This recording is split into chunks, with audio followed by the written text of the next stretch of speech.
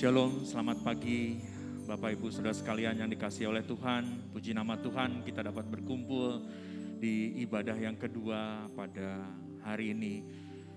Tuhan sudah memberkati ibadah yang pertama dan kita juga memohon kiranya Tuhan memberkati ibadah kita yang kedua, karena kuasa ibadah itu sangat besar kuasanya. Kuasa ibadah dapat membebaskan, dapat melepaskan segala beban kita, menguatkan iman kita, pengiringan kita kepada Tuhan Yesus. Mari kita bangkit berdiri bersama-sama. Kita akan mulai, kita angkat satu pujian, Aku Percaya.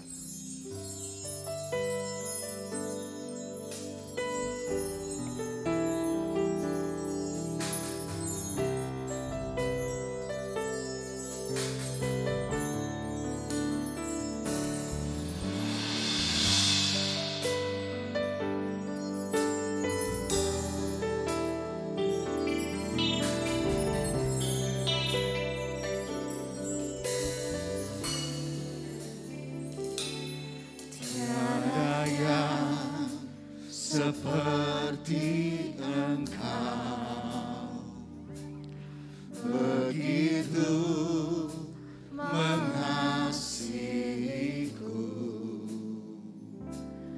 Kau Tuhan sanggup menjawab semua seru doaku.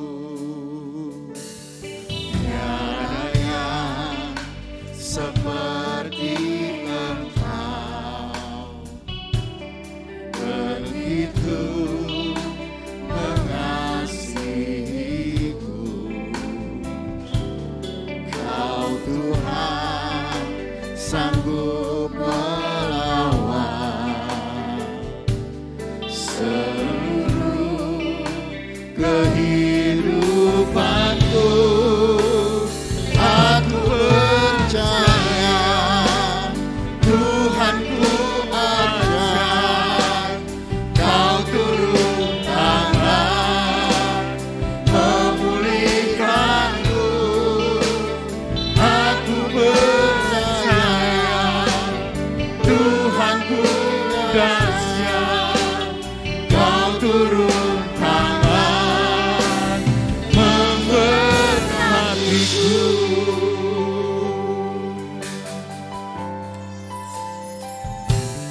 Tiada yang seperti Engkau, begitu mengasihiku.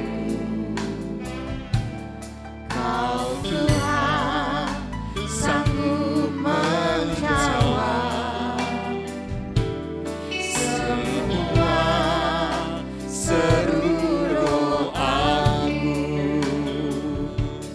Tiada yang seperti Engkau, begitu mengasihiku. Kau Tuhan sanggup melawan seluruh kehidupanku. Aku percaya Tuhanku ajaib, Kau turun tangan memulihkanku. Aku percaya Tuhanku dahsyat, Kau turun tangan memberkatiku. Aku percaya Tuhanku ajaib, Kau turun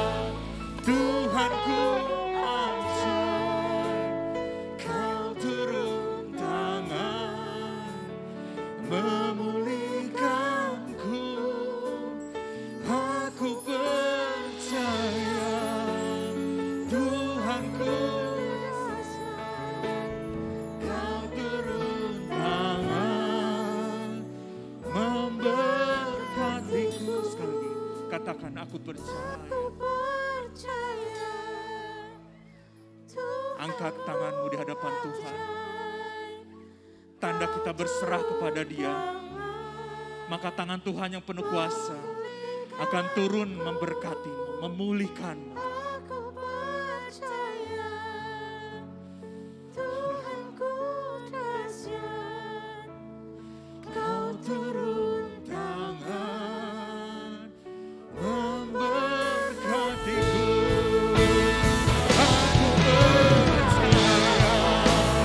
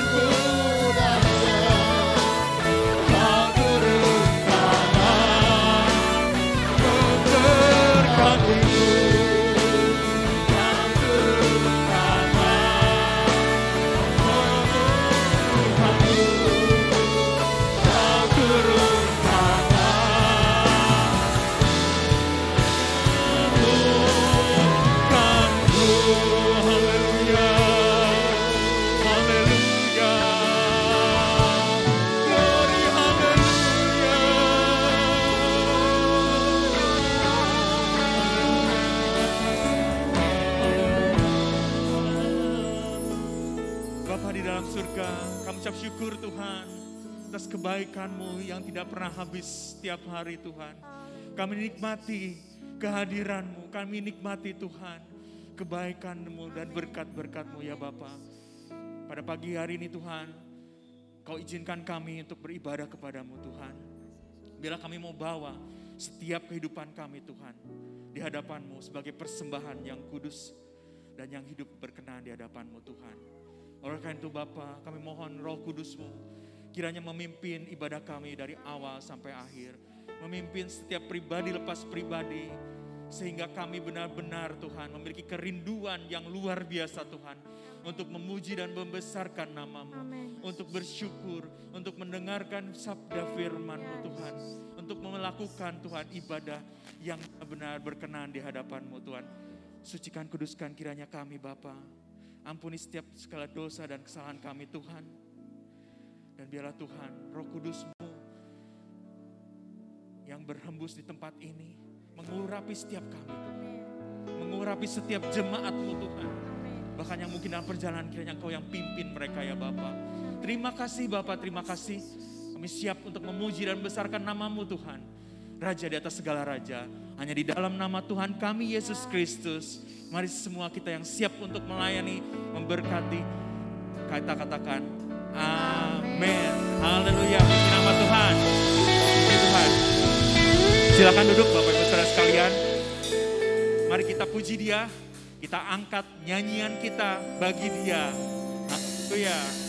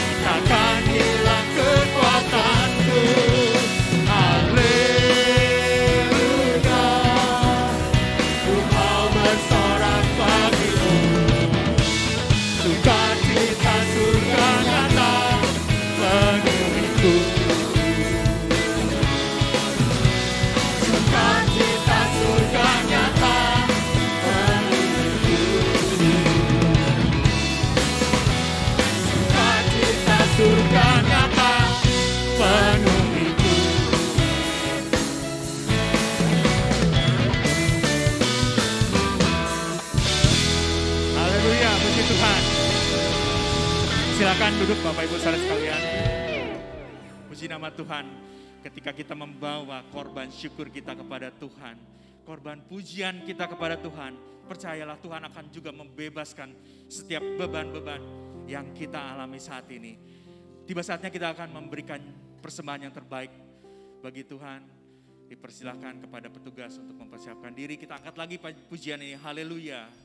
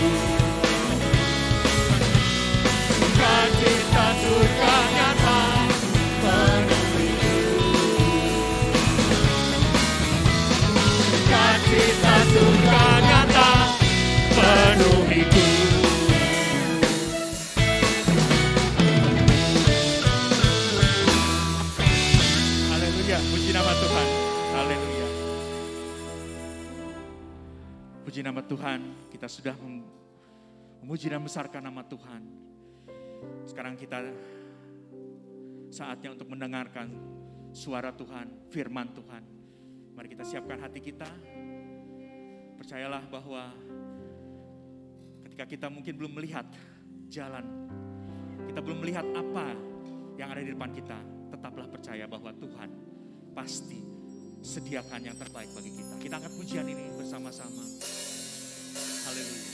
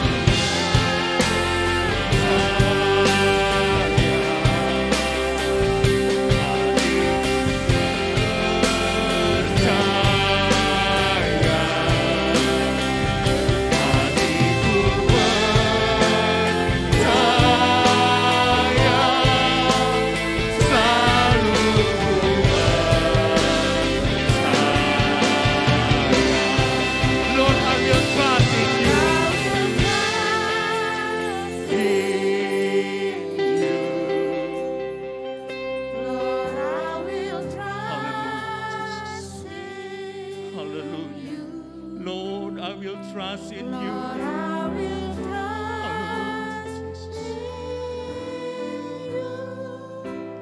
My heart will trust in You, Lord, I will trust in you. Lord, I will Trust in you. Lord, I will trust in you. Lord, I will trust in you. My heart will trust in you. Hatiku percaya.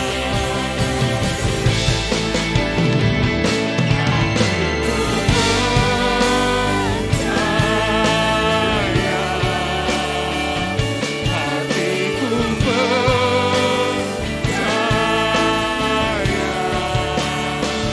hatiku percaya,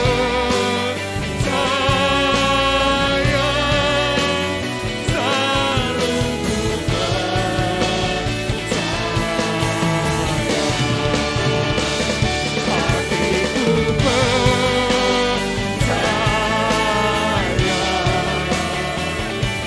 Hatiku percaya, hatiku percaya, hatiku percaya, selalu ku percaya,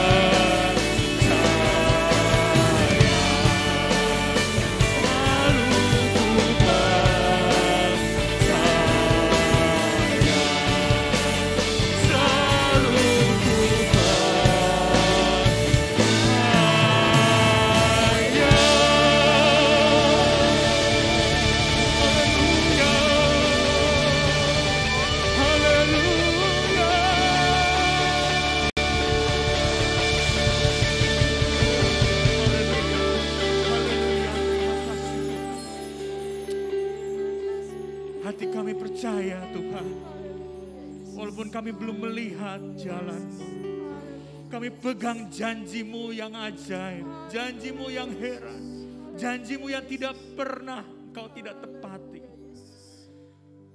Terima kasih Bapa, kami memiliki Tuhan yang menjamin hidup kami. Terima kasih Yesus, terima kasih, kebaikan-Mu sungguh luar biasa. Tiba saatnya kami mendengarkan firman-Mu Tuhan. Firman yang akan menguatkan, meneguhkan iman kami. Kami percaya Tuhan ada kuasa. Ada kuasa. Terima kasih Bapa. Pimpinlah hamba-Mu Tuhan yang akan membawa kebenaran firman. Sembunyikannya di balik salib-Mu Tuhan. Sehingga hanya kemuliaan-Mu Tuhan yang nampak. Dan jemaat-Mu Tuhan, urapan yang sama Tuhan, dibuat mengerti akan firman-Mu. Dibuat dapat melakukan firman. Itulah kerinduan kami Tuhan. Kami siapkan tanah hati kami yang subur untuk menerima taburan benih firman-Mu. Hanya di dalam nama Tuhan kami Yesus Kristus. Haleluya. Amin. Silakan duduk Bapak Yesus.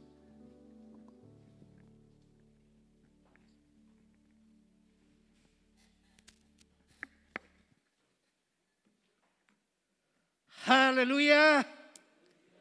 Puji Tuhan, saudara yang kasih dalam Yesus Kristus. Biasanya jam-jam seperti ini yang menjadi tantangan kita adalah ngantuk.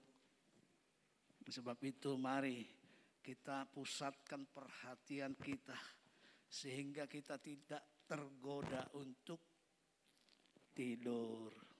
Nah, saudaraku yang kekasih dalam Yesus Kristus,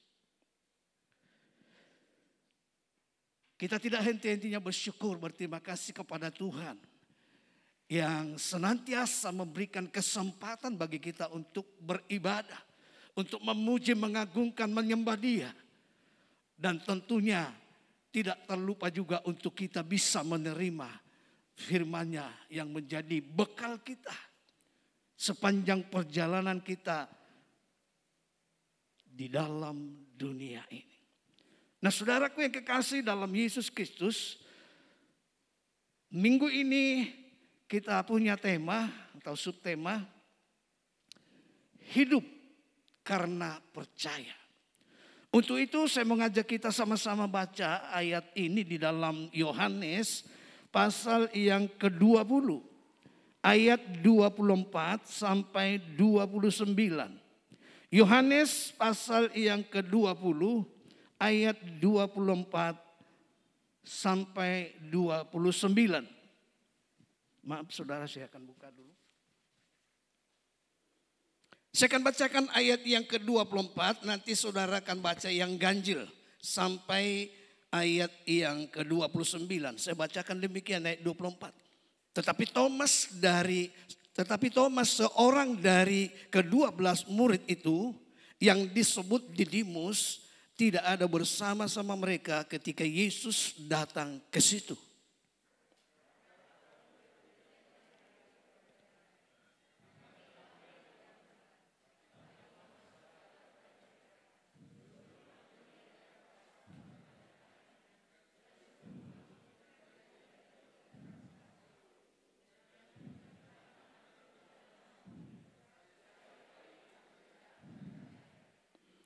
Delapan hari kemudian murid-murid Yesus berada kembali dalam rumah itu.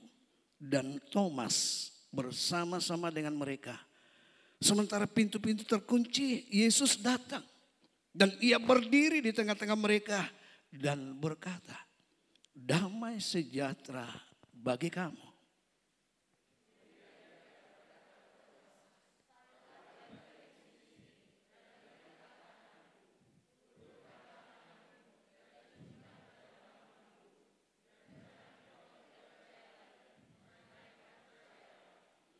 Thomas menjawab dia, ya Tuhanku dan Allahku.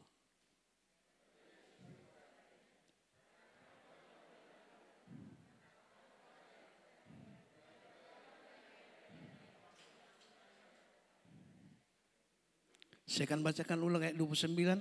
Kata Yesus kepadanya, karena engkau telah melihat aku, maka engkau percaya.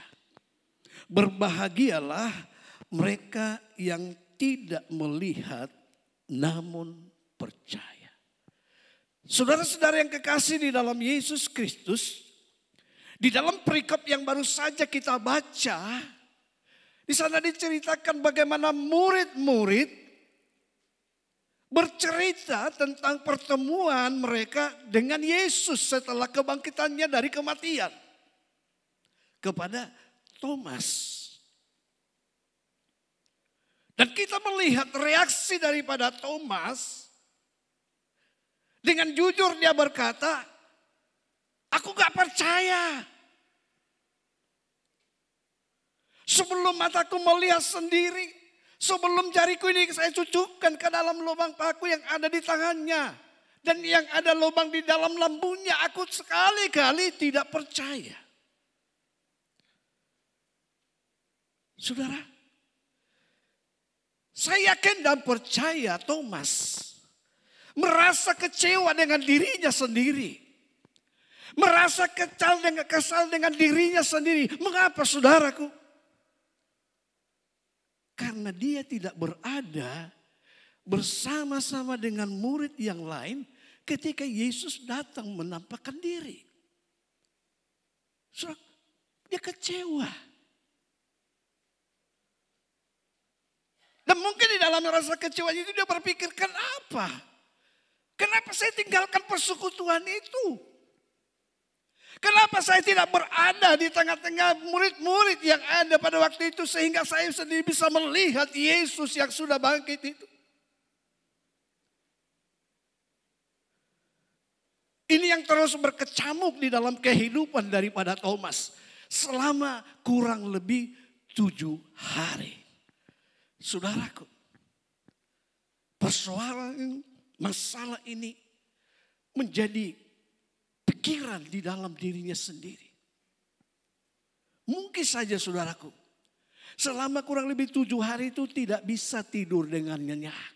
Memikirkan apa yang disampaikan oleh murid-murid yang lain, oleh rasul-rasul yang lain. bergumul di dalam permasalahan yang ada. Kecewa, menyesal. 7 hari bukanlah suatu waktu yang singkat. Saudara, pernah enggak saudara mengalami ketika ada masalah membuat saudara tidak bisa tidur dengan nyenyak? 1 hari saja rasanya bikin mumet, pusing. Apalagi 7 hari terus menerus, saudaraku. Kita tidak bisa bayangkan bagaimana keadaan daripada Thomas pada waktu itu.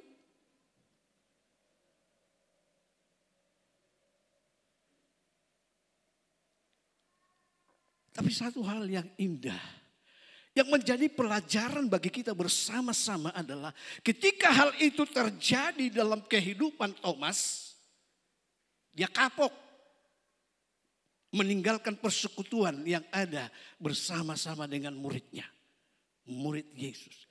Dia tidak mau lagi meninggalkan persekutuan bersama-sama dengan murid yang lain, anak-anak Tuhan yang percaya yang lain.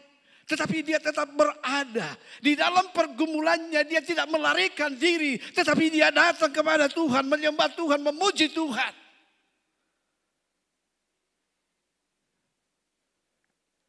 Saudaraku, ini menjadi pelajaran bagi kita. Tidak sedikit anak-anak Tuhan ketika diperhadapkan kepada satu masalah persoalan, dia bukannya datang kepada Tuhan, tetapi mencari pertolongan kepada yang lain. Ada saudaraku, sudah menyatakan diri sebagai orang Kristen, tetapi ketika ada masalah datang dalam kehidupannya, di dalam keluarganya, dia datang kepada dukun. Si A, si B berkata, oh di sana ada dukun yang begitu canggih, begitu luar biasa. Mungkin itu bisa menolong persoalanmu. Oh di sana ada orang pintar. Saya dengar ceritanya dia sudah banyak menolong orang melepaskan dalam persoalan masalah yang dihadapi. Tidak sedikit saudaraku. Ada yang berlaku seperti itu. Tetapi pada saat ini sudah kita melihat bagaimana Thomas ketika dia berhadapan dengan kebimbangannya pada masalah yang dihadapi, dia justru datang kepada Tuhan. Dia bersekutu bersama-sama dengan yang lain. Dia tidak meninggalkan lagi persekutuan yang murid-murid lakukan sehingga terjadi penyesalan di dalam dirinya. Tetapi justru dia semakin giat untuk datang kepada Tuhan. Saudara, 7 hari saudaraku, dia bergumul. Apakah Yesus tidak tahu apa yang sedang digumulkan oleh Thomas? Yesus tahu, Yesus mengerti. Buktinya apa saudaraku? Kita membaca tadi di dalam firman Tuhan. 8 hari kemudian, saya akan bacakan ulang dalam ayat yang ke-26. 8 hari kemudian murid-murid Yesus berada kembali dalam rumah itu. Dan Thomas bersama-sama dengan mereka. Sementara pintu-pintu terkunci, Yesus datang. Dan ia berdiri di tengah-tengah mereka dan berkata, damai sejahtera bagi kamu. Kemudian ia berkata kepada Thomas, taruhlah jarimu di sini. Dan lihatlah tanganku, ulurkanlah tanganmu dan cucukkan ke dalam lambungku. Dan jangan engkau tidak percaya lagi, melainkan percaya. Saudara, tidak ada seorang pun di antara murid itu yang memberitahukan kepada Yesus. Sebelum bertemu dengan Thomas. Oh itu Thomas yang bergumul dengan persoalannya, keraguannya. Enggak ada saudaraku. Tuhan tahu. Yesus tahu apa yang sedang berkecamuk di dalam diri daripada Thomas. Dan dia tahu saudaraku, apa pergumulan saudara, apa masalah yang saudara hadapi saat ini. Apakah di dalam pekerjaan, di dalam rumah tangga, di dalam usaha mata pencaharian saudara ada sedang mengalami persoalan masalah saat ini. Yesus tahu.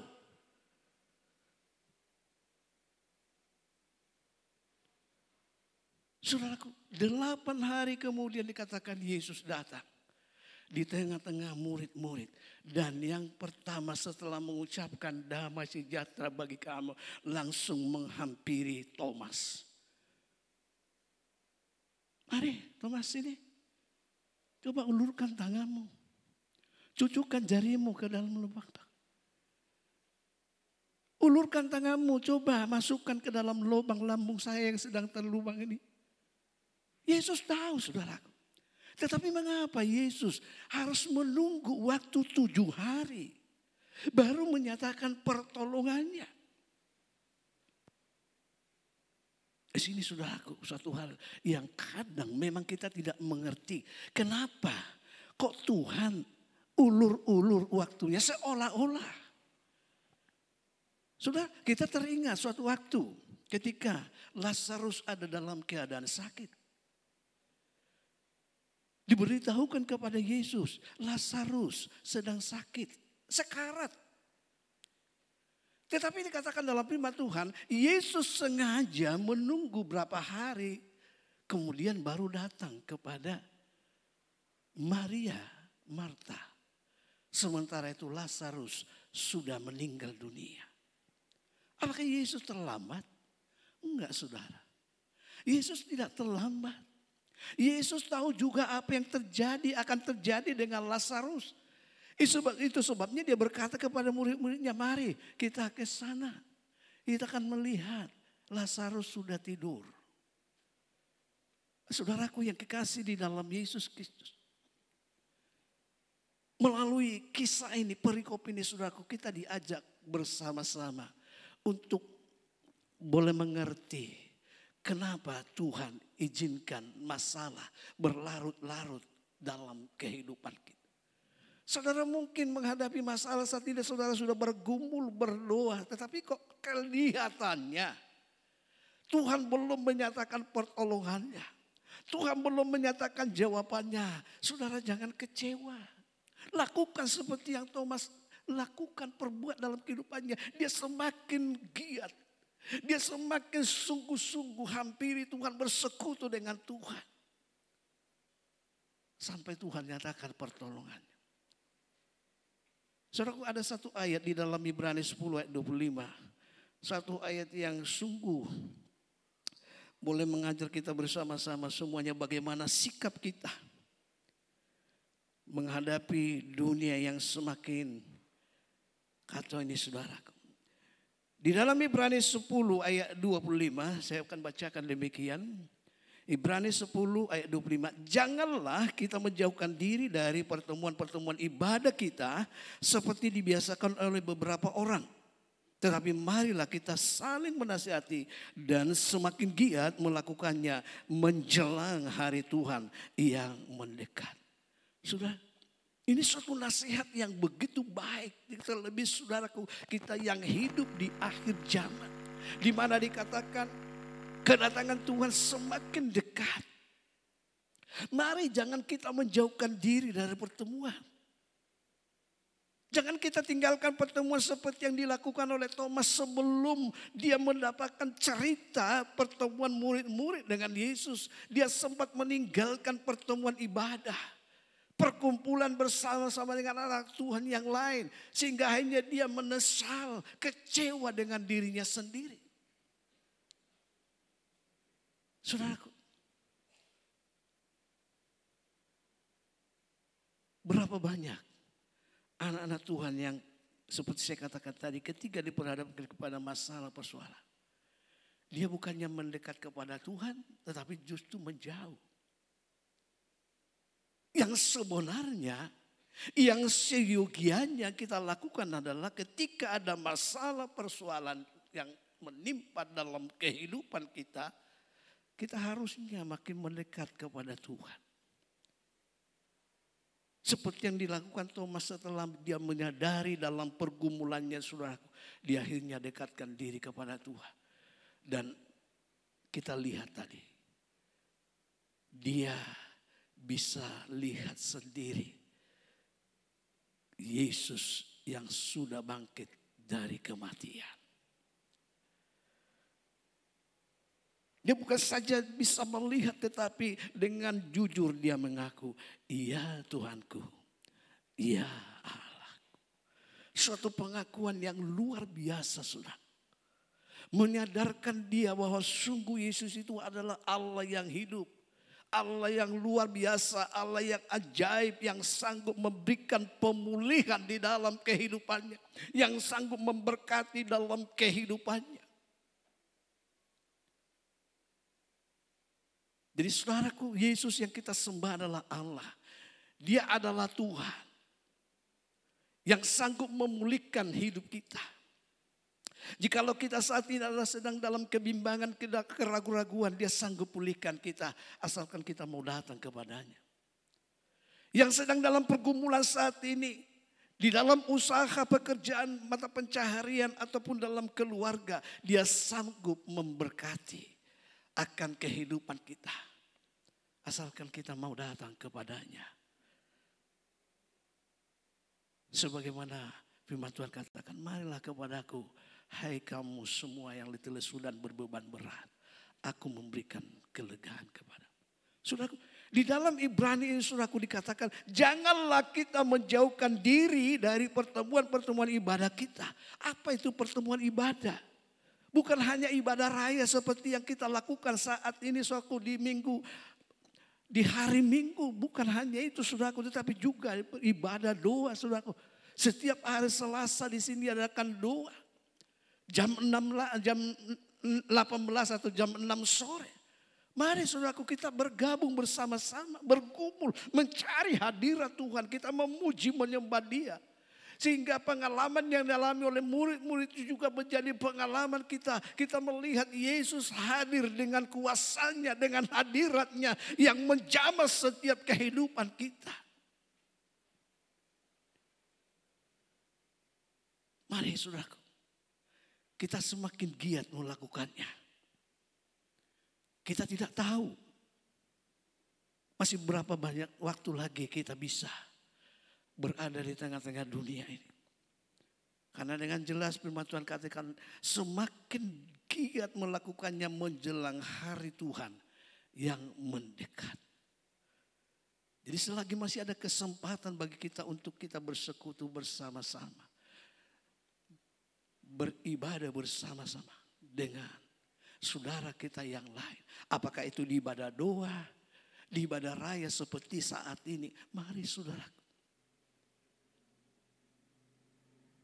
Karena kita yakin percaya bahwa di kuasa di dalam ibadah itu ada.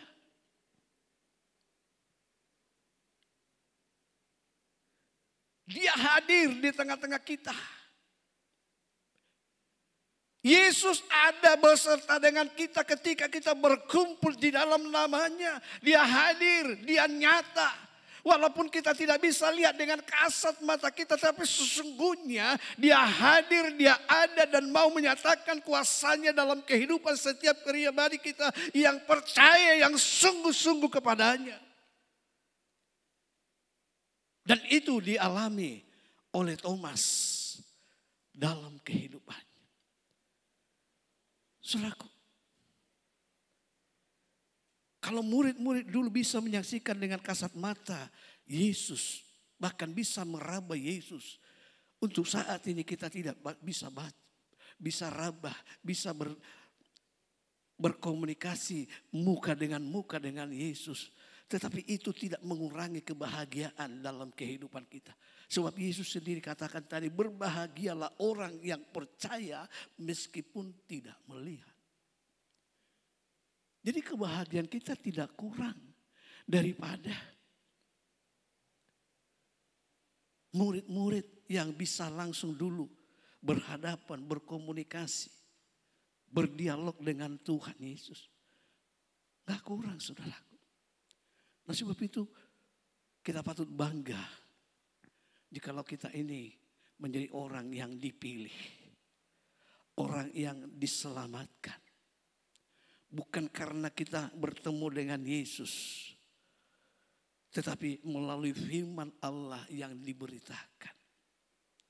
Melalui firman Allah yang kita dengar, kita percaya dan mengaku Dia sebagai Tuhan dan Juru Selamat di dalam kehidupan kita pribadi lepas pribadi.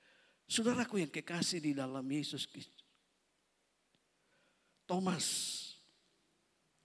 menjadi satu contoh untuk kita bersama-sama, saudaraku. Bisa mengambil hal yang positif yang dia lakukan dalam kehidupannya. Ketika ada masalah persoalan, dia tidak melarikan diri. Dia tidak mencari pertolongan kepada yang lain. Tetapi dia datang kepada Tuhan. Ada satu pujian yang mengatakan, hanya ku bisa lari kepada Yesus. Hanya ku bisa lari kepadanya. Saudaraku, kita hanya bisa lari kepada Yesus.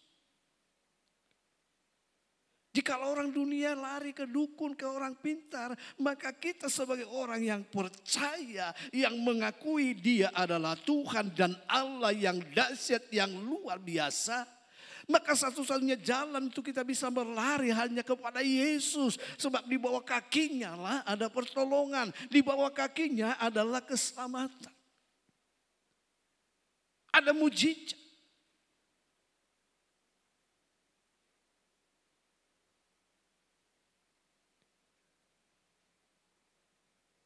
Saudaraku yang kekasih dalam Yesus Kristus,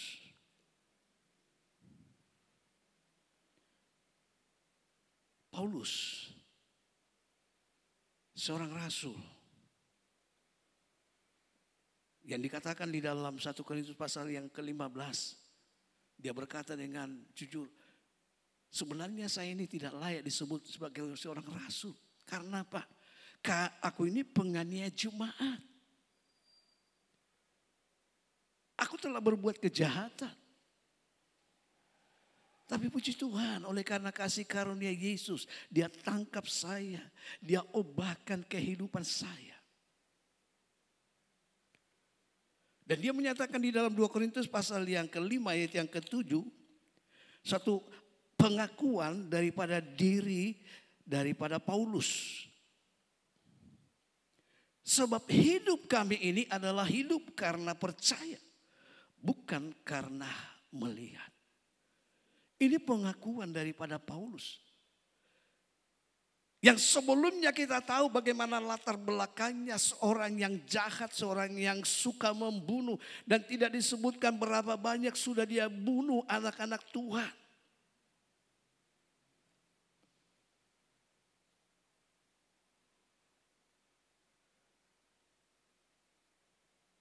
Tapi dia akhirnya mengalami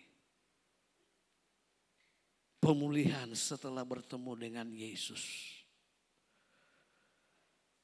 Setelah dia dijamah oleh kuasa daripada Yesus, dia mengalami suatu perubahan yang drastis, yang signifikan, yang luar biasa, yang tidak terpikir olehnya sebelumnya.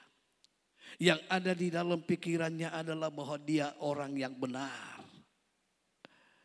Orang yang berbuat baik ke hadapan Tuhan walaupun dia akhirnya menyadari bahwa apa yang dia perbuat itu adalah merupakan suatu kejahatan.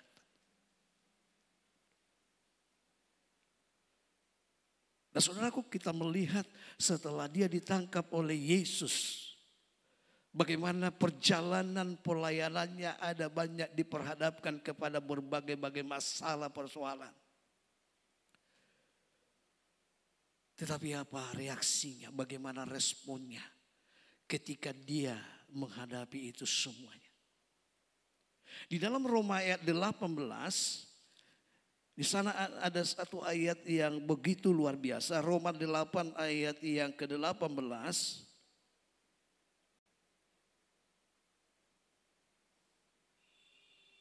Sebab aku yakin bahwa penderitaan zaman sekarang ini tidak dapat dibandingkan dengan kemuliaan yang akan dinyatakan kepada kita. Saudara, ini ini yang dimiliki oleh Paulus dalam kehidupannya, di dalam perjalanan pelayanannya, di dalam ladang Tuhan. Meskipun ada banyak tantangan, persoalan, bahkan berapa kali dia terancam nyawanya, dia berkata, penderitaan yang sekarang ini yang saya alami adalah penderitaan biasa. Yang tidak dapat dibandingkan dengan kemuliaan yang akan Allah nyatakan di dalam kehidupannya. Dengan perkataan lain, dia arahkan pandangannya, percayanya kepada Tuhan, bukan kepada persoalan yang sedang dia alami, yang sedang dia gumuli.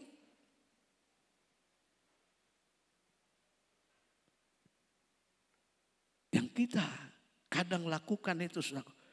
Kita lihat masalah begitu besar terjadi dalam kehidupan kita. Sehingga fokus kita hanya kepada masalah yang ada. Dan kita lupa Yesus ada di sana. Yesus mau menyatakan pertolongannya. Yesus mau menyatakan mujizatnya. Yesus mau memulihkan kehidupan kita. Tetapi karena kita fokus dengan masalah persoalan yang terjadi, maka penyelesaian tidak kunjung juga tiba dalam kehidupan kita. Dan dalam posisi seperti ini, kita seringkali melemparkan satu dengan yang kesalahan. Oh, ini gara-gara kamu ini. Maka keluarga kita carut marut. Gara-gara kamu ini, maka ekonomi kita saat ini begitu turun drastis.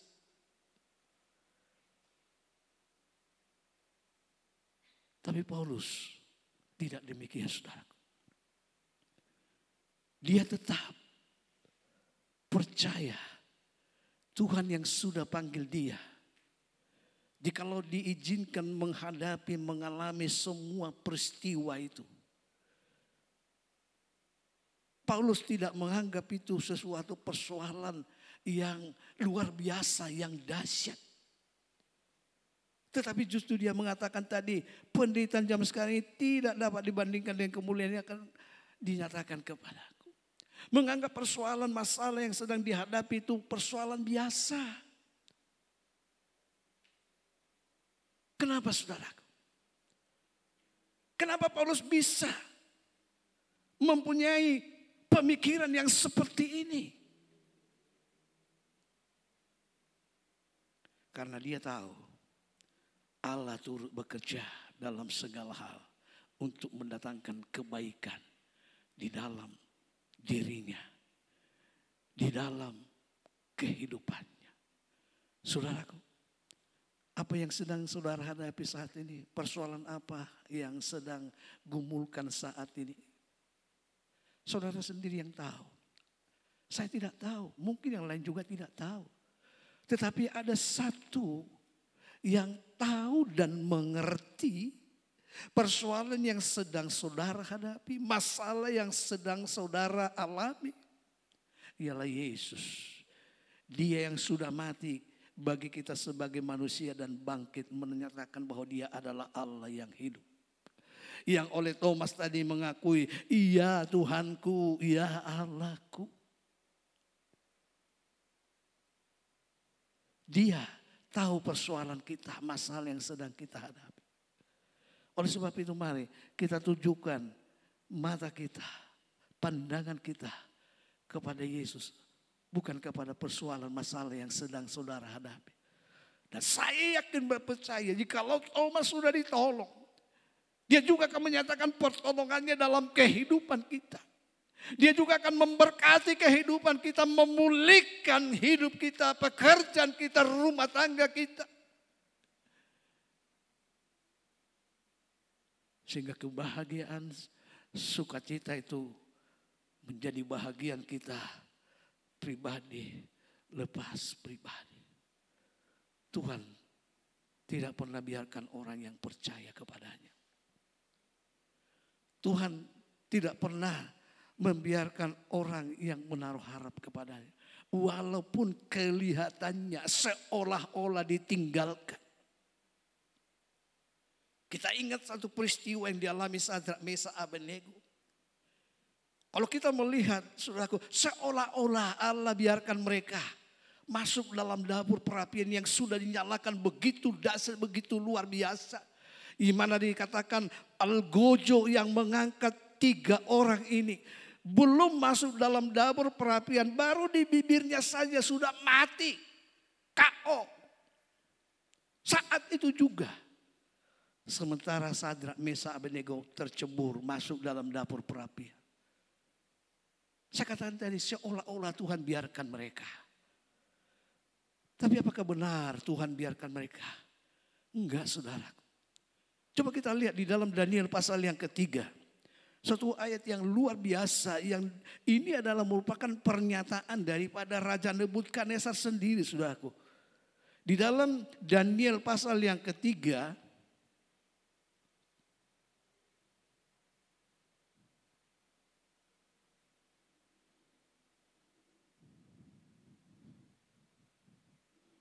saya akan bacakan mulai ayat 20. Daniel 3 ayat 20 mulai.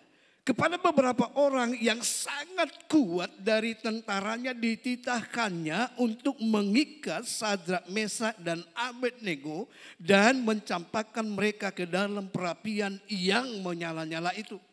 Lalu diikatlah ketiga orang itu dengan jubah, celana, topi dan pakaian-pakaian mereka yang lain. Dan dicampakkan ke dalam perapian yang menyala-nyala. Karena titah raja itu keras, dipanaskanlah perapian itu dengan luar biasa sehingga nyala api itu membakar mati orang-orang yang mengangkat Sadrak, Mesak dan Abednego itu ke atas. Tetapi ketiga orang itu, yakni Sadrak, Mesak dan Abednego, jatuh ke dalam perapian yang menyalanya itu dengan terikat. Sampai di situ dulu kita lihat, saudara. Tetapi Sadrak, Mesak dan Abednego masuk, jatuh dalam perapian, dapur perapian yang menyala-nyala itu. Dan apa yang terjadi, saudara? Dalam ayat selanjutnya 24 dikatakan, kemudian terkejutlah Raja Nebukadnezar lalu bangun dengan segera. Yang tadinya dia duduk menyaksikan dari pintu dapur perapian itu bagaimana Sadrak, Mesak, Abednego cemplung masuk dalam dapur itu. Tiba-tiba dia bangkit berdiri, kaget, terkejut. Kenapa, saudaraku? Karena Sadrak, Mesak, Abednego yang diikat tadi sekarang sudah bebas. Dan ada orang yang keempat bersama-sama dengan Sadrak, Mesak, Abednego. Mereka berjalan keliling di dalam dapur api itu. Seolah-olah dapur api yang begitu panas yang sudah membinasakan 3 orang algojo yang mengangkat mereka. Tidak merasakan sedikit pun panasnya api itu. Seolah-olah mereka berada di ruang yang ber-AC. Mereka berjalan keliling, menikmati penyertaan Tuhan. Menikmati kuasa Tuhan ada bersama-sama dengan mereka.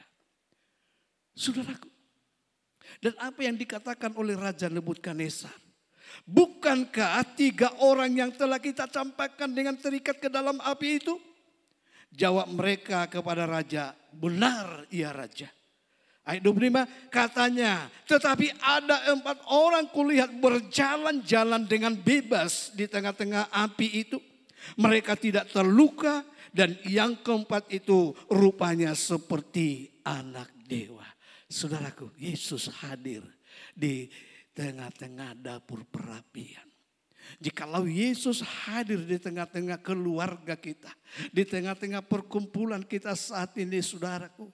Yang tadinya kita kepanasan, kita kebingungan, kita menyesal kenapa semua ini terjadi dalam kehidupan kita. Maka kita akan rasakan damai sejahtera, sukacita karena Yesus ada hadir. Saudaraku, kemudian ayat 26. Lalu Nebukadnezar mendekati pintu perapian yang bernyala-nyala itu dan berkatalah ia, Sadrak, Mesak dan Abednego, hamba-hamba Allah yang maha tinggi, keluarlah dan datanglah kemari. Lalu keluarlah Sadrak, Mesak, dan Abednego dari pintu itu. Sudah. Setelah mereka keluar, Sadrak, Mesak, Abednego keluar dari dapur perapian. Maka dikatakan, saudaraku, orang-orang mengamati. Orang-orang melihat dari kepala sampai ke kaki. Mereka takjub, mereka heran. Katakan dalam firman Tuhan, tidak ada bau bakar sedikit pun. Kenapa saudaraku? Karena Tuhan hadir bersama-sama dengan mereka. Saudaraku, jikalau di mana kita berada Tuhan hadir, maka di sana pasti ada mujizat. Ada kemenangan, ada penyelesaian, pemulihan, berkat Dia berikan dalam kehidupan kita. Sebab itu mari kita tetap percaya kepadanya. Walaupun kita tidak bisa lihat Dia secara kasat mata. Tetapi yakinlah, percayalah sebagaimana firman-Nya. Dia tidak pernah biarkan kita. Dia tidak pernah tinggalkan kita. Sekali-kali tidak. Tetapi Dia ada bersama dengan kita. Immanuel, Allah bersama dengan kita. Dia bukan saja bersama dengan kita, tetapi Dia memberikan kekuatan di dalam setiap pergumulan kita. Apapun itu, Dia memberi jalan keluar sehingga kita mengalami kemenangan. Selanjutnya pembacaan yang dalam ayat yang 28. Berkatalah Nebukadnezar, terpujilah Allahnya Sadrak, Mesak, dan Abednego. Ia telah mengutus malaikatnya dan melepaskan hamba-hambanya yang telah menaruh percaya kepadanya. Saudaraku, kuncinya adalah menaruh percaya kepada Allah. Mereka alami kemenangan. Mereka alami mujizat. Mereka berada di dalam dapur perapian tetapi seolah-olah ada di ruang yang ber-AC. Saudara, ini bukan cerita omong kosong, bukan, tetapi ini merupakan cerita yang benar-benar terjadi, atau dengan istilah lain dikatakan kisah nyata yang dia alami oleh Sadrak, Mesak, dan Abednego. Kalau Allah tolong Sadrak, Mesak, dan Abednego dalam persoalan yang mereka sedang hadapi, kita pun juga akan mengalami hal yang sama. Tuhan akan menyatakan pertolongannya asalkan kita tetap menaruh percaya kepadanya. Itu menjadi kuncinya, saudara. Oleh karena mereka menaruh percaya kepada Tuhan, mereka tidak fokus kepada ultimatum akan dimasukkan dalam dapur perapian. Tetapi mata mereka jauh ke depan memandang kepada Tuhan. Mereka berserah kepada Tuhan. Lebih baik mati dengan tetap menyembah kepada Tuhan daripada hidup tetapi murtad. Tinggalkan Tuhan. Dan keputusan ini, saudaraku, membawa dampak yang luar biasa, di mana Allah ada bersama-sama dengan Sadrak, Mesak, Abednego di dalam dapur perapian. Saudaraku, biarlah kisah ini, saudaraku, tidak hanya enak didengar, tetapi mari kita rindukan bersama. Dengan kita tetap menaruh percaya kepada Yesus. Dia adalah Tuhan, Dia adalah Allah yang benar. Dialah Tuhan yang sudah rela turun ke dalam dunia ini. Yang baru saja kita rayakan kematian dan kebangkitannya. Dan sementara ini, saudaraku, sementara tanggal 26 kita akan merayakan kenaikannya ke sorga. Saudara, biarlah ini menjadi momen yang membawa kita untuk benar-benar percaya kepada. Hidup karena percaya, bukan karena melihat. Hidup karena percaya, bukan karena melihat. Ini, saudaraku, yang Tuhan mau dalam kehidupan kita pribadi lepas pribadi. Berbahagialah orang yang percaya meskipun tidak melihat. Saudaraku, biarlah renungan firman Tuhan pada kesempatan ini boleh menjadi berkat dalam kehidupan kita. Nah, untuk menutup khotbah saya pada kesempatan saya akan bersaksi saudaraku, bagaimana Tuhan sudah menyatakan pertolongannya sampai saat ini kepada saya pribadi saudara. Sebagaimana pernah saya saksikan pada tahun 2017, saya ketahuan bahwa mengidap penyakit jantung dengan 10 titik penyempitan. Singkat cerita saudaraku, dokter sudah angkat tangan. Dokter di Jogja angkat tangan, dokter di Jakarta juga angkat tangan. Tetapi jikalau saya saat ini saudaraku bisa berdiri di hadapan saudara, itu bukan karena kekuatan saya.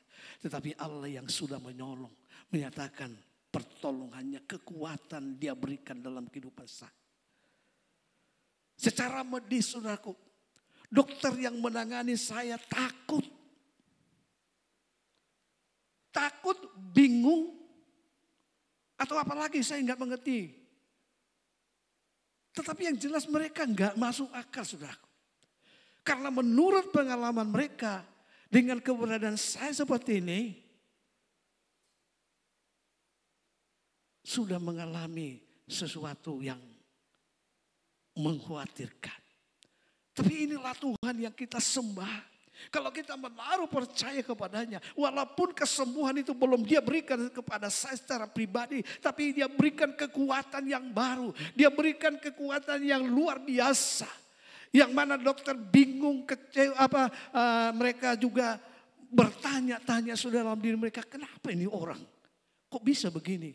Padahal sudah begini status akan jantungnya. Itulah Tuhan yang kita sembah.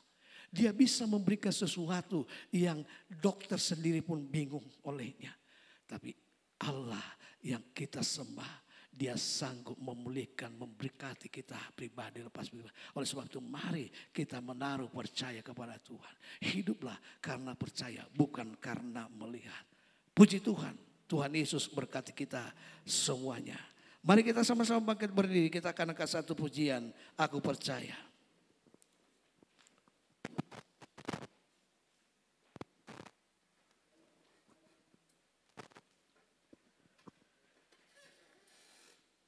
Haleluya.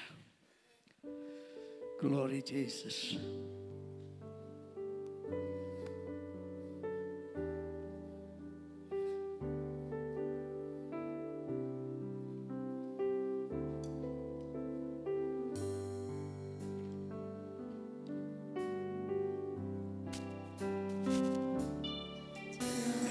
Yang seperti Engkau begitu mengasihiku, Kau Tuhan sanggup menjawab semua seru doaku. Tiada yang seperti begitu mengasihiku, Kau Tuhan sanggup melawan seluruh kehidupanku. Aku percaya Tuhanku akan turun tangan memulihkanku. Aku percaya Tuhanku dahsyat, Kau turun tangan memberkatiku. Aku percaya Tuhanku akan turun tangan memulihkanku. Aku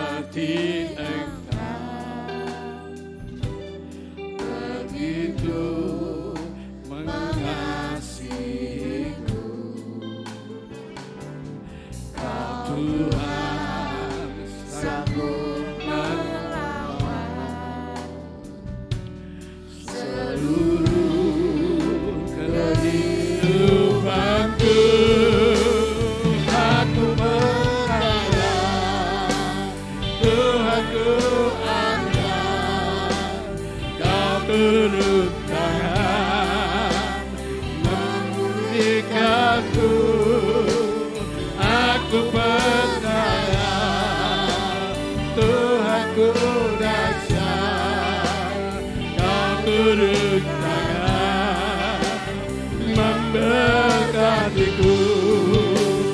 Aku percaya Tuhanku ada, Kau turun tangan memulihkanku. Aku percaya Tuhanku dahsyat, Kau turun tangan memberkatiku. Kau turun tangan memulihkanku. Kau turun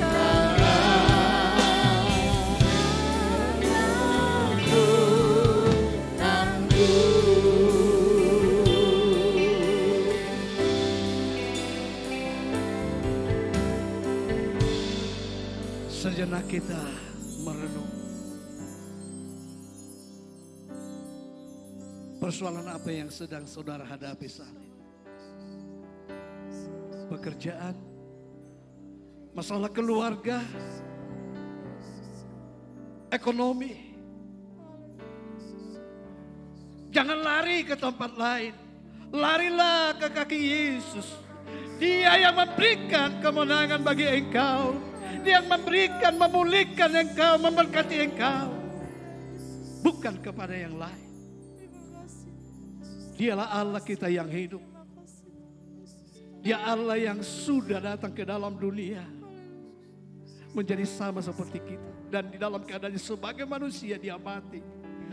Tapi kemudian 3 hari kemudian dia bangkit dan dia hidup untuk selama-lamanya.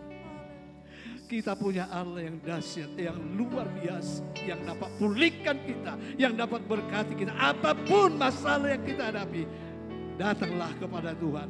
Maka dia akan menyatakan dirinya kepadamu, pertolongannya kepadamu.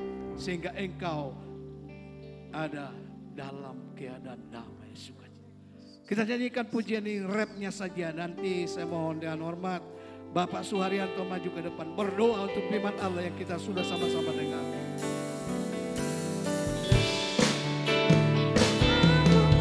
percaya Tuhanku ada, Kau turun tangan memulihkanku. Aku percaya Tuhanku dahsyat, Kau turun tangan memberkatiku.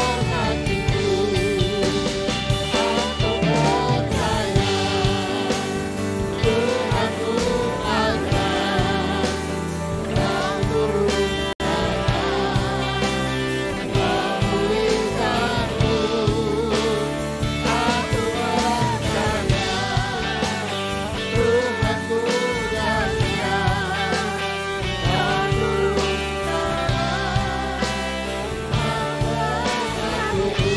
tangan memberkatiku. Kau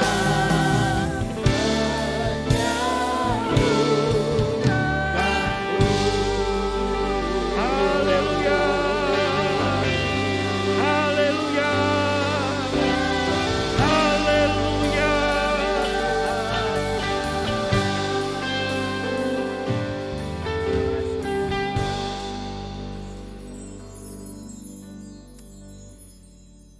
Haleluya. Haleluya.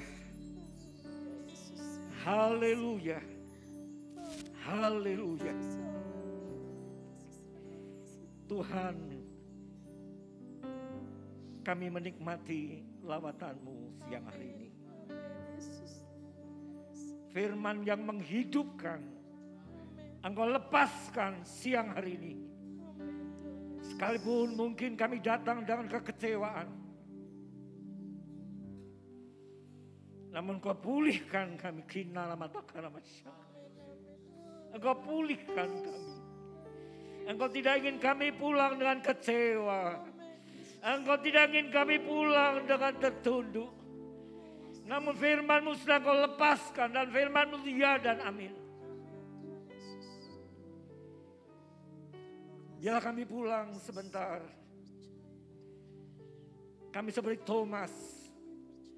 Ya Engkau Tuhanku dan Allahku. Kinarama Sanggalama, yang sakit disembuhkan, yang susah dihiburkan, yang putus asa dibangkitkan seperti Thomas. Sekalipun kami tidak melihat Engkau, tapi kami berbahagia karena firman-Mu ya Allahku.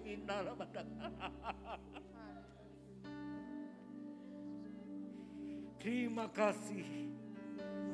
Ya kuasa ibadah mengalir sampai ke dasar iman kami. Terima kasih Tuhan, ajaiblah Engkau. Ajaiblah Engkau. Urapan-Mu terus mengalir atas gereja ini Tuhan Yesus. Atas jemaat-Mu, atas hamba-hamba-Mu. Haleluya Tuhan. Hari Tuhan menjelang. Ya kami bersama dibangkitkan dalam kemurahan-Mu saja. Bukan oleh kuat gagah kami. Tapi karena kuasa firman-Mu. Biarlah itu Tuhan melekat hidup dalam diri kami. Siapapun kami Tuhan. Yang muda, yang tua. Kami boleh Tuhan dikuatkan, diteguhkan oleh kebenaran firman-Mu. Kami persembahkan hamba-Mu Bapak Pendeta Marlowan dalam kasih-Mu. Kau sudah melakukan mujizat-Mu 5 tahun lewat. Yang Kau pakai hidupnya, keluarganya untuk kemuliaan nama-Mu. Kami boleh melihat saksi hidup bahwa firman-Mu ya dan amin. Kalau kami boleh fokus kepada firman-Mu.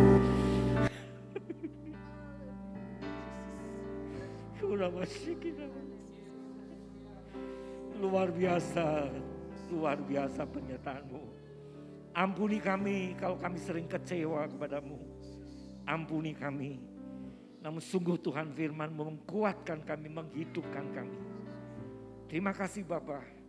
Segala puji, segala hormat, kemuliaan bagi Engkau Allah kami yang hidup. Dalam nama Tuhan Yesus Kristus. Kami sudah berdoa dan mengucap syukur. Haleluya. Amin.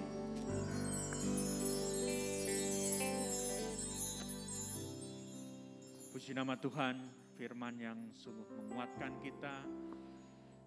Biarlah firman itu dapat tertanam dalam hati kita. Sebentar kita akan memberikan persembahan yang kedua. Pada petugas kolektan dipersilahkan untuk mempersiapkan diri. Kita angkat pujian yang nyanyi bagi Dia.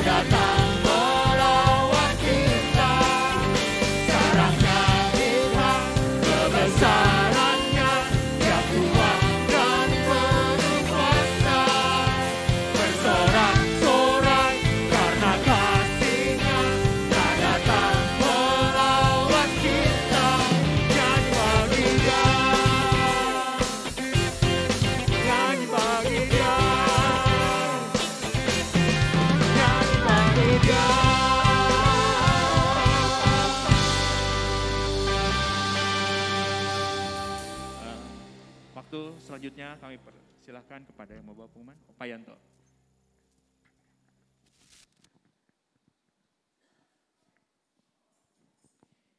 Kita bersyukur kita masih boleh beribadah dengan keluasan dari Tuhan.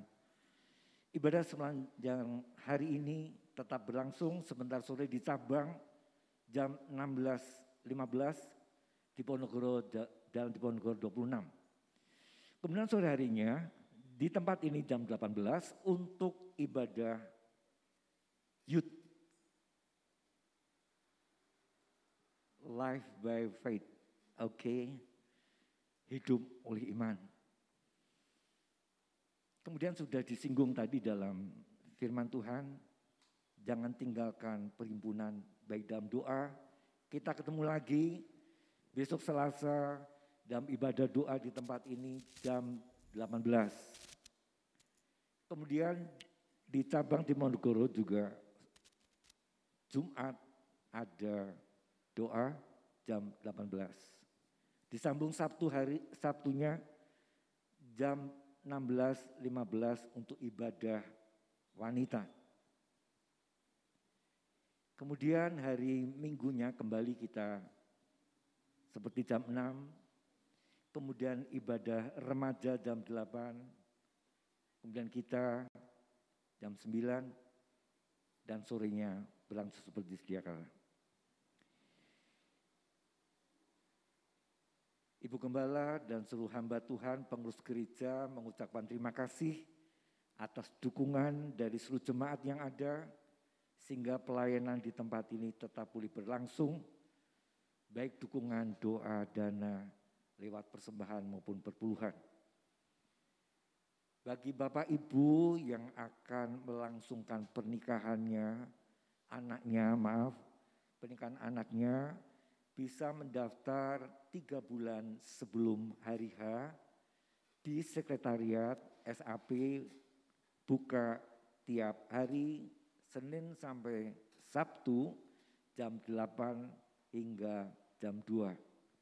Bisa mengisi formulir dan persyaratan yang ada sehingga boleh dipersiapkan dengan baik. Kemudian ada jam-jam konseling Bapak Ibu yang membutuhkan konseling tiap Selasa dan Jumat jam 9 sampai 12 ada konseling. Doa ataupun hal yang lain supaya dikuatkan, ada hamba-hamba Tuhan yang dapat melayani. Tetap kita doakan negara kita, bangsa kita, lawatan Tuhan biarlah terus mengalir atas negeri kita. Ada pemulihan, ada hal yang akan terjadi yang Tuhan siapkan untuk bangsa kita lewat gereja Tuhan, lewat pribadi anak-anak Tuhan. Amin. Mari kita bangkit bersama-sama. Kita akan naikkan pujian syukur kita sebelum kita pulang. Terima kasih Tuhan untuk kasih setiamu yang kualami dalam hidup ini. Hari ini kau berikan kami beribadah. Terima kasih Tuhan untuk kasih setiamu yang kualami dalam hidupku. Terima kasih Yesus untuk kebaikanmu sepanjang hidupku. Terima kasih Tuhan untuk kasih setiamu yang kualami dalam hidupku. Terima kasih Yesus untuk kebaikanmu sepanjang hidupku. Terima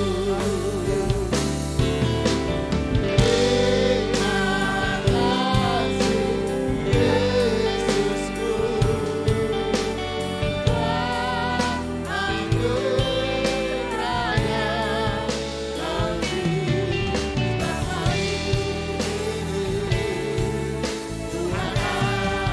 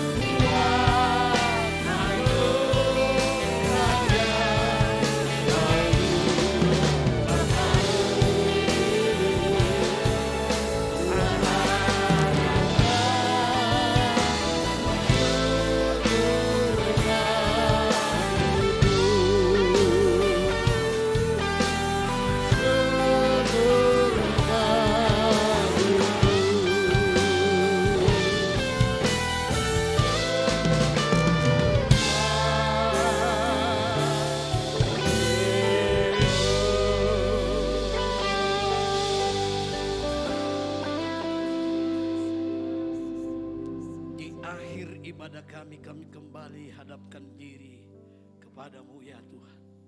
Bersyukur, berterima kasih. Karena Engkau sudah tolong ibadah kami dari awal pertengahan sampai pada selesainya. Kami boleh memuji Engkau, menyembah Engkau. Kami boleh mendengar sebagian firman-Mu Tuhan. Yang boleh meneguhkan kami, menguatkan kami. Bahwa jikalau kami hidup karena percaya, Engkau tidak tinggal diam. Engkau yang menyatakan pertolongan-Mu. Yang Engkau menyatakan jawaban-Mu atas kehidupan kami.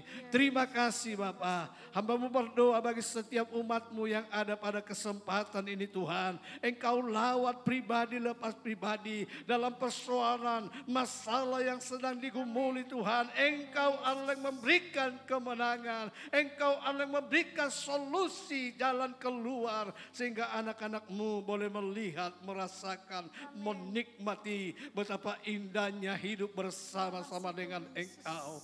Terima kasih Tuhan. Yang lemah Engkau kuatkan, yang bimbang ragu teguhkan. Bahkan yang coba-coba undur daripada Engkau, tarik kembali dengan tali kasih-Mu Tuhan. Jangan biarkan mereka binasa, tetapi mari biarlah Engkau bawa kembali untuk bersekutu bersama-sama dengan Engkau. Terima kasih Tuhan Yesus bersegala kebaikan kemurahan-Mu. Memberkati semua yang terlibat di dalam pekerjaan-Mu ini ya Bapa. Engkau Allah yang memberkati apa yang menjadi kebutuhan keperluan mereka. Engkau Allah yang bukakan jalan. Terima kasih. Tidak lupa juga kami berdoa secara khusus buat Ibu Pendeta Liana Wati Sustisno. Mari Tuhan Engkau berkati kekuatan yang baru. Kesehatan, semangat yang menyala-nyala. Yang berkobar-kobar Tuhan. Untuk boleh tetap setia mengiringi Engkau meskipun tidak dapat bersama-sama dengan kami ya Bapa. Terima kasih Bapa. Engkau juga memberkati setiap hamba-hamba-Mu yang melayani. Engkau Allah yang mengurapi senantiasa. Sehingga dalam setiap yang pekerjaan yang dilakukan Tuhan. Boleh memberkati sidang jemaat-Mu. Nama Dikau dipuji dipermuliakan. Kami menyerahkan negara kesatuan Republik Indonesia ke dalam tangan-Mu. Engkau memberkati ya Bapa. Engkau sudah berkati begitu luar biasa kekayaan alam yang Engkau berikan bagi bangsa kami. Dan biarlah itu dikelola dengan baik Tuhan. Sehingga boleh menjadi kesejahteraan bagi bangsa negara Republik Indonesia. Dan melalui itu nama Tuhan dipuji dipermuliakan di dalamnya. Berdoa buat Presiden Joko Widodo. Berdoa buat Wakil Presiden, para menteri, semua pejabat negara, baik itu di pusat maupun provinsi daerah. Engkau Allah yang menolong, memberi hikmat akal budi, memberi kemampuan untuk boleh mengerjakan setiap tanggung jawab mereka dengan takut kepada Tuhan. Terima kasih Tuhan bersegala kebaikan-Mu, kemurahan-Mu di dalam berkat nama Tuhan Yesus Kristus. Kalau sebentar umat-Mu akan tinggalkan Tuhan tempat ini, rumah-Mu ini, mari Tuhan Engkau yang beserta. Nyatakan kasih-Mu, kuasa-Mu, berkat-Mu dalam kehidupan pribadi lepas pribadi.